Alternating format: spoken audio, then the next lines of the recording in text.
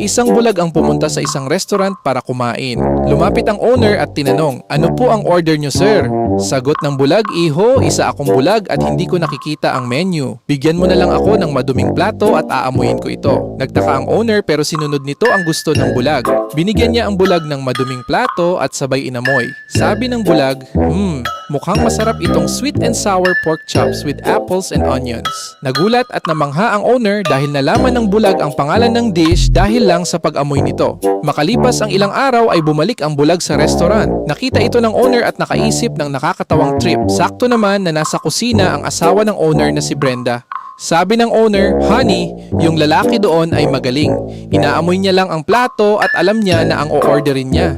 Sabi pa ng owner, "Hubarin mo yung panty mo at ipunas mo sa plato at tignan natin ang sasabihin niya."